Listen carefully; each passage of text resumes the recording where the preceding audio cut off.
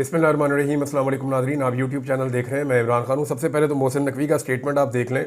और Mohsin Naqvi once again वो denial में चले गए। मोहसिन नकवी ने कहा जी कि अमेरिका में चीन के ख़िलाफ़ किसी तकरीब में शिरकत मैंने नहीं की और मुखालिफिन जहरीला प्रोपेगेंडा कर रहे हैं। पहले इस बयान को यहाँ पर रोक लेते हैं। एक तो मोहसिन नकवी एक मरतबा फिर सिरे से ही मुकर गए हैं और ये कह रहे हैं जी किसी भी एंटी चाइना प्रोग्राम में ये गए ही नहीं।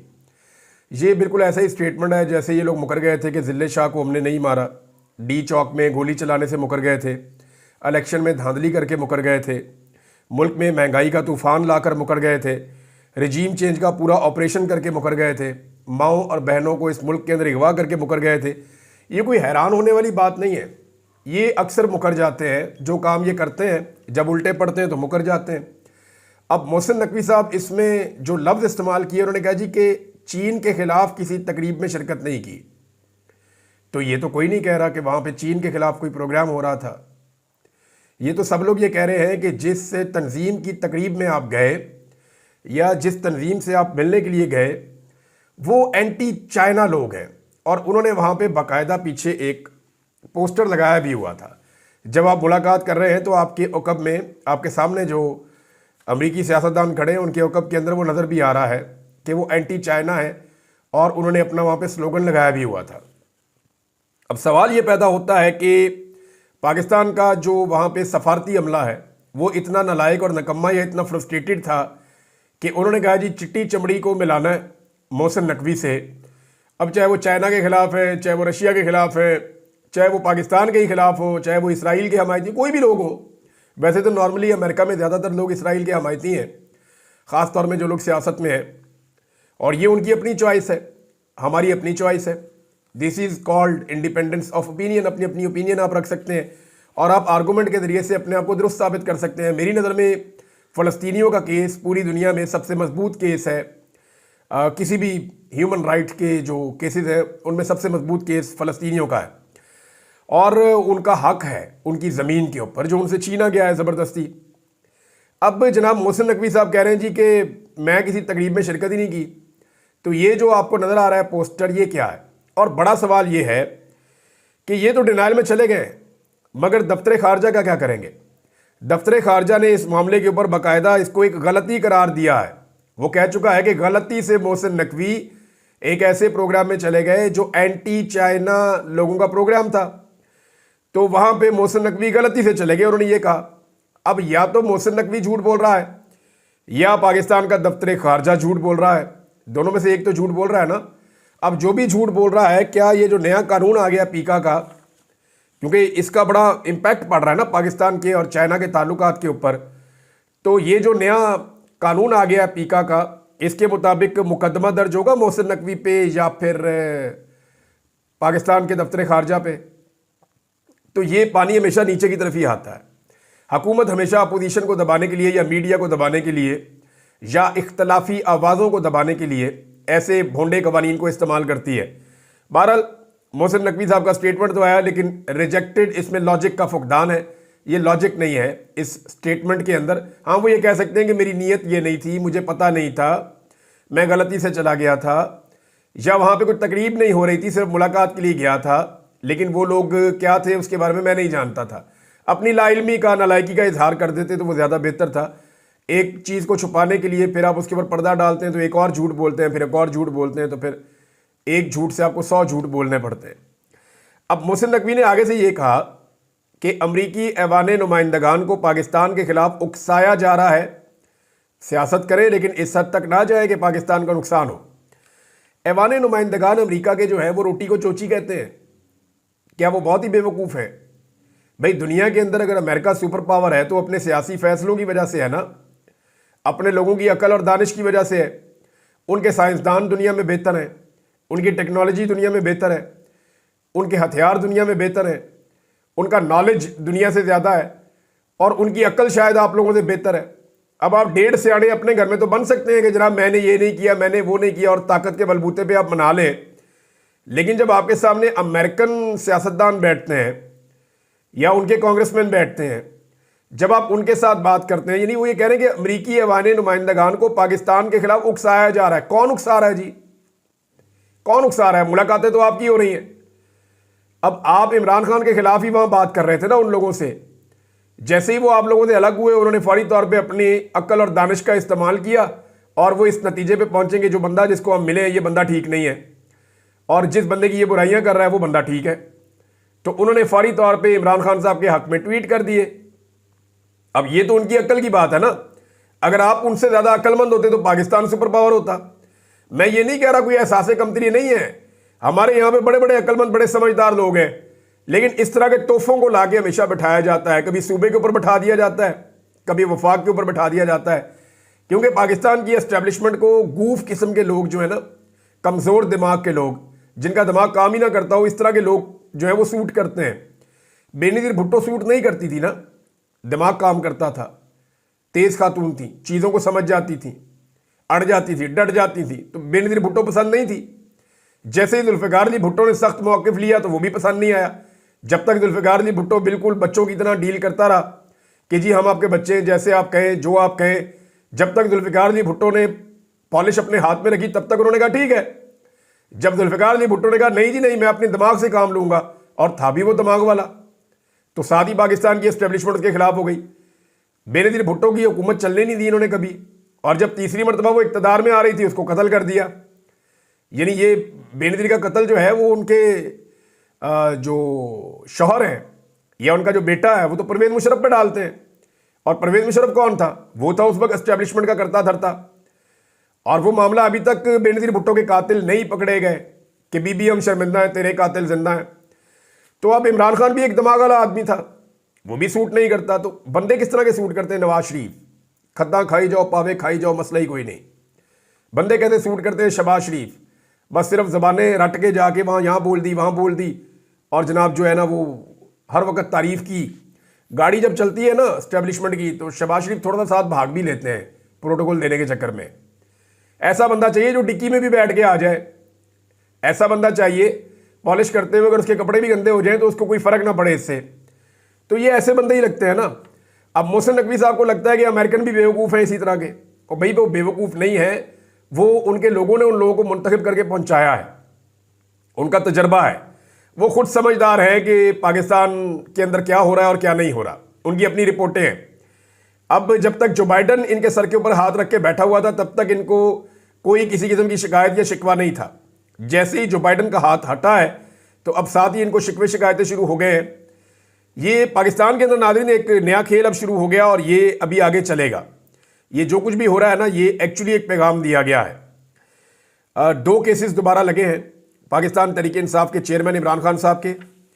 इनमें से एक केस हाई कोर्ट के अंदर ये 2 नए जजेस लाए गए ना। मैं आपको पहले कह रहा था कि हाई कोर्ट में नए जजेस लाए जाएंगे, फिर इमरान खान के केसेस उन नए जजेस के पास लगाए जाएंगे। हालांकि ये जूनियर जजेस हैं, अभी ये नए आए हैं। ऐसे जजेस को इतने हाई प्रोफाइल केसेस कभी भी नहीं दिए जाते। 9वें और 10वें नंबर पे इनका बेंच है, तो इनको ये केसेस इमरान खान के हाई प्रोफाइल केसेस दे दिए गए हैं। ये जो तोशाखाना 2 केस है ये जस्टिस इनाम अमीन मिनहाज साहब के पास लग गया है। और जो इद्दत वाले केस की अपील की हुई थी, एक आपको याद होगा खबर मानिका के खिलाफ फैसला आया था जुलाई में, और ये कहा गया था ये घटिया केस जो है उसको फारिग कर दिया गया था कि झूठा केस है, कुछ गैर आइनी, गैर कानूनी, गैर शरई काम जो है वो इमरान खान ने और बुशरा बीबी ने नहीं किया। तो जब अदालत का फैसला आया तो अपील कर दी थी उस वक्त खबर मानिका ने। अब खबर मानिका की डोरें कौन हिलाता है ये पूरा पाकिस्तान जानता है। खबर मानिका ने अपील की थी जुलाई में, लेकिन उस अपील को लगने नहीं दिया गया, उसको पेंडिंग रखा गया। अगर मामला तय हो जाते इमरान खान के साथ तो फिर ये अपील कभी भी ना लगती। ये हम 100 साल भी इंतज़ार करते रहते तो ये अपील कभी ना लगती। लेकिन उस घटिया तरीन केस की जो अपील है वो भी अब मुकर्रर कर दी गई है, और जो अपील मुकर्रर की गई है वो 10वें नंबर के जज के सामने जो है वो अपील 9वें नंबर के या 10वें नंबर के, 9 और 10 नंबर के बेंच पे चले गए हैं। यानी 9वें नंबर के जज के सामने, आजम खान के सामने ये अपील जनाब लग गई है खबर मानिका की। यानी 6 महीने पहले इंतज़ार किया गया, 6 महीने गुजरने के बाद अब वो अपील लगा दी गई, जब ऐसे जजेस इस्लामाबाद हाई कोर्ट में पहुंचा दिए गए जिन जजेस से जो मर्जी काम लिया जा सके। मैंने आपसे पहले कहा था ना कि जो जजेस आएंगे वो इस गारंटी के ऊपर आएंगे कि इमरान खान के खिलाफ उन्हें इस्तेमाल किया जा सकेगा, चाहे फैसला इमरान खान के खिलाफ दें या ना दें, लेकिन एक काम जरूर होगा कि उन जजेस को जितनी चाहेंगे डेटे ले लेंगे, जितना चाहेंगे केस को लिंगर ऑन कर लेंगे, जिस तरह का चाहे माहौल बना लेंगे, अदालत के अंदर जो चाहे करते रहेंगे और जैसा एस्टेब्लिशमेंट चाहेगी, हुकूमत चाहेगी, वैसी चीजें होती रहेंगी। क्योंकि अब जजेस की अपॉइंटमेंट में हुकूमत का किरदार भी बड़ा आम हो गया ना, एस्टेब्लिशमेंट का तो हमेशा से था ही, अब यह किरदार बहुत ज्यादा बढ़ गया है। अच्छा, इसमें यह हुआ क्यों है, इस वक्त क्यों हुआ? देखें, ये इस वक्त इसलिए हुआ है कि फ्रस्ट्रेशन बहुत ज्यादा बढ़ गई है और इमरान खान साहब को मजबूर किया जा रहा है कि आप डील करें, वो डील नहीं कर रहे। दूसरी जो मरियम नवाज साहिबा को सुबकी हुई है पिछले चंद दिनों में, जो उन्होंने टिकटॉक बनाने के चक्कर में जो उन्होंने स्लोमोस बनाए हैं, सबदी माँ आ गई है और बड़े अजीबोगरीब किस्म के काम किए हैं, कभी खुशी कभी गम, कभी रोना शुरू कर देना, कभी टिकटॉक बना लेना, 10-10 कैमरे लेकर साथ चलना, तो उन मामलात में बड़े मीम्स बने हैं और वो बनने ही थे भाई। जब आप इतने सारे कैमरे लेके जा रही हैं, इतना ड्रामा कर रही हैं, वहाँ पे आप यूनिवर्सिटीज़ में छुट्टी दे रही हैं, बच्चे सारे के सारे यूनिवर्सिटी से गायब कर दिए जाते थे, दूर दराज से बच्चे ले जाके वहाँ बैठा के आप अपना प्रोग्राम वहाँ पे प्रोग्राम कर नहीं रहे, प्रोग्राम डाल रहे हैं और उसके नतीजे में प्रोग्राम बढ़ भी जाता है। तो वो मीम्स तो बनने ही थे। जब आप इस तरह का मवाद फराम करेंगे पाकिस्तान की यूथ को, तो वो आपको आईना तो दिखाएगी। अब मरियम नवाज का जो है ना, ये जो पिछले दिनों मरियम नवाज साहिबा की जई तई फिरी है ना, इसके ऊपर अब बदला लेने की जो है वो एक, मुझे ऐसा लगता है कि ठानी गई है और एक पैगाम भी दिया गया है पाकिस्तान तहरीक इंसाफ को और इमरान खान साहब को, जनाब कुछ भी नहीं बदला और हम उसी रविश पे दोबारा चल भी सकते हैं। हमें कोई फ़र्क नहीं पड़ता, कोई मुकदमा कितना भी घटिया हो, कोई मुकदमा कितना भी गलीज हो, कोई हरकत कितनी भी गिरी हुई हो, किसी भी लेवल तक ये निज़ाम जा सकता है इमरान खान साहब को दबाने के लिए या उन्हें तकलीफ़ पहुंचाने के लिए। तो जनाब, ये मरियम नवाज साहिबा की ख्वाहिश तो हो सकती है, यानी मुझे ऐसा लगता है कि जो कुछ उनके साथ हुआ पिछले चंद दिनों में, और वो उनके अपने कामों की वजह से, अपने कारनामों की वजह से हुआ, तो ऐसा लगता है कि ये उनकी ख्वाहिश तो हो सकती है कि ये मुकदमा जो है ये लगना चाहिए। दूसरी जानिब ये एस्टेब्लिशमेंट की जानिब से एक पैगाम भी हो सकता है। तो इन पॉसिबिलिटीज़ को अगर आप सामने रखें तो ये एक चीज़ और आपको जेहन में रखनी पड़ेगी कि जब ये मुकदमा आ जाएगा ना इद्दत वाला और चल पड़ेगा, तो इससे 3-4 चीज़ें अचीव की जा सकती हैं मौजूदा सिस्टम के अंदर, और ये आप ख़ास तौर पे जेहन में रखें। नंबर 1, इसमें मीडिया की तवज्जो एक दफ़ा फिर हटाई जाएगी असल इशूज़ से, यानी जो इशूज़ हैं उनसे तवज्जो हटा के इद्दत वाले साइड पे लगा दें, क्योंकि इससे लोग बहुत गुस्से में आते हैं। स्पेशली ख़वातीन को बहुत गुस्सा चढ़ता है कि आप कैसे एक इतना घटिया केस एक फैमिली के ऊपर, एक खातून के ऊपर और एक साबिक वज़ीर आज़म के ऊपर आप बना सकते हैं। तो एक तो उसका बड़ा सख्त रिएक्शन आता है, असल इशू से जो है वो तवज्जो हट जाएगी। दूसरा, इमरान खान को गुस्सा दिलाने की भी ये एक कोशिश है कि इमरान खान को गुस्सा दिलाया जाए ताकि गुस्से में आकर वो कोई गलती करें। अब तक तो उन्होंने कोई गलती नहीं की, तो देखते हैं कि आइंदा इमरान खान साहब को गुस्सा दिलाकर कोई गलती करवाई जा सकती है या नहीं। तीसरा यह है कि तहरीक इंसाफ के सोशल मीडिया पर एक और क्रैकडाउन प्लान किया जाएगा, यानी इसका रद्देअमल तो आएगा ना। जब ये घटिया केस चलेगा तो इसके ऊपर लोग बात करेंगे। कई लोग जो हैं वो जज्बाती होकर रद्देअमल देते हैं, जब रद्देअमल देते हैं तो वो दूसरी तरफ की जो पार्टी है उसको भी टारगेट करते हैं। तो जब दूसरी पार्टी टारगेट होगी तो उसके ऊपर फिर मुकदमा दर्ज किए जाएंगे, कोशिश की जाएगी लोगों को गुस्सा दिलाया जाए, और उसके नतीजे में लोग जब रिएक्शन दें सोशल मीडिया पे तो पाकिस्तान तहरीक इंसाफ के सोशल मीडिया के ऊपर क्रैकडाउन कर दिया जाए। मिसाल के तौर पे मैंने आपको बताया था कि ये जो एक केस किया गया था, एक अनोखा मुकदमा, ये जो पाकपतन में हुआ था, उसमें पुलिस ने पर्चा तो दे दिया। अब उस अनोखे मुकदमे में पुलिस को अभी तक वो अदालत ही नहीं मिल रही जहां पे उस मुलजिम को पेश करना है। यानी पाकिस्तान में रिकॉर्ड पे रिकॉर्ड बन रहे हैं। यानी पीका एक्ट के तहत ये शेख वकास अकरम साहब ने इस इंफॉर्मेशन को शेयर किया। उन्होंने कहा पाकिस्तान तहरीक इंसाफ के सियासी वर्कर्स के खिलाफ इंतकामी कार्रवाई की गई और पंजाब पुलिस को यही पता नहीं है कि मुलजिमान को रिमांड में किस अदालत में पेश करना है। कभी मकामी अदालत में ले जाते हैं, कभी खसूसी अदालत साहिवाल में पेश कर देते हैं, और अब ये पता चला कि ये केस उनका भी नहीं है तो लाहौर की FIA की अदालत में अब लेकर जा रहे हैं। ये अनोखा कारनामा है और हुकूमत को जो है वो फस्तायत करने के बावजूद खुद नहीं पता कि अभी करना क्या है। तो इस तरह के मुकदमे मजीद दर्ज किए जाएंगे, जैसा कि व्हाट्सएप ग्रुप के अंदर किसी ने लिख दिया तो मुकदमा हो गया। अब ना कोई भी किसी को भी गिरफ्तार करके ये कह दिया करेगा कि इसने व्हाट्सएप ग्रुप के अंदर मैसेज आया था इसने डिलीट नहीं किया। यानी व्हाट्सएप ग्रुप के अंदर एक मैसेज आया, इसने डिलीट नहीं किया, इसको गिरफ्तार कर लो। इसने भी डिलीट नहीं किया, इसको गिरफ्तार कर लो। इसने वो मैसेज देखा, इसको गिरफ्तार कर लो। इसने उसको शेयर किया, इसको गिरफ्तार कर लो। और ज़ाती तौर पे भी आप किसी को मैसेज नहीं कर पाएंगे और सबूत के तौर पे कुछ पेश नहीं करना। सिर्फ एक यूएसबी के अंदर कोई भी ऐसी गंदी चीज़ ले जाके जज को दिखा देनी है। ये भी साबित करने की ज़रूरत नहीं है। जब फोरेंसिक होगा, चीज़ें चलेंगी, मामला आगे बढ़ेंगे, तो 2-2, 3-3 महीने बंदे अंदर रखना कोई मसला नहीं है इस निज़ाम के अंदर। तो ये एक घटिया तरीके से एक कानून का लिबादा ओढ़ के जो एक पॉलिटिकल पार्टी है और जो मुखालिफ आवाज़ें हैं उनको कुचलने की पूरी कोशिश की जा रही है। इमरान खान साहब का जो नाम है वो पहले आपको पता है कि मीडिया के ऊपर लेना बंद हो गया था, लेकिन गुज़िश्ता चंद दिनों से इमरान खान साहब का नाम मीडिया पे चल रहा था। अभी दोबारा से हामिद मीर साहब का प्रोग्राम है, उसके क्लिप में देख रहा था, वहाँ पे अब टू टू बीप लगना शुरू हो गई है इमरान खान साहब के नाम के ऊपर।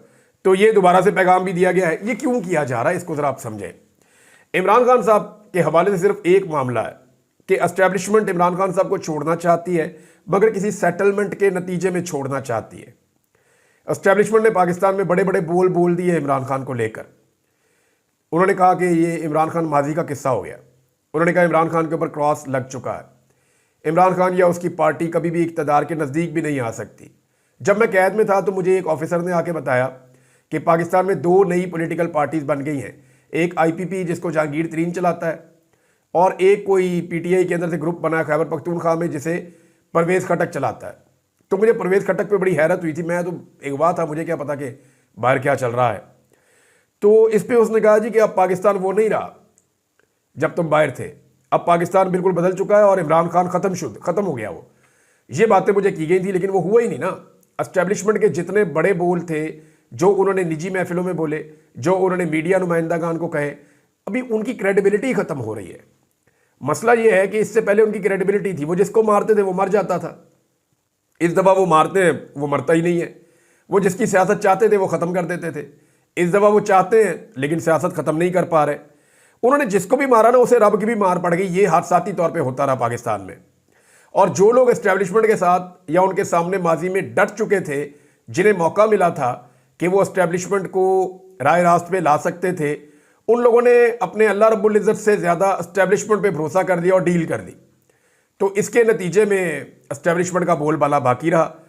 अब मामला ये है कि बातचीत अच्छी चीज़ है, रास्ते निकलने चाहिए, लेकिन ये पाकिस्तानियों के लिए बड़े एजाज़ की बात होगी कि पाकिस्तान का एक लीडर नवाज शरीफ या जरदारी की तरह नहीं, एक इज्जत के साथ, एक मुकाम के साथ बाहर आ जाए। और एस्टेब्लिशमेंट यही बात जो है वो बर्दाश्त नहीं कर पा रही, उनसे ये बात बर्दाश्त नहीं हो रही। तहरीक इंसाफ अगर अच्छी मनसूबाबंदी के साथ चले और इद्दत वाले केस को सही तरीके से हैंडल करे, यानी उलमा इकराम से पूछे ना, होना तो ये चाहिए कि उलमा इकराम से पूछा जाए, मुफ्तियान इकराम से पूछा जाए कि जनाब इस मुकदमे के बारे में अपनी राय पेश करें, बताएं। आप हर चीज़ पे आप आ जाते हैं प्रेस कॉन्फ्रेंस करने, सियासत करने, ज़रा इसके ऊपर भी बताएं, ये दीनी मामला है, इसके ऊपर आप क्यों खामोश हो जाते हैं।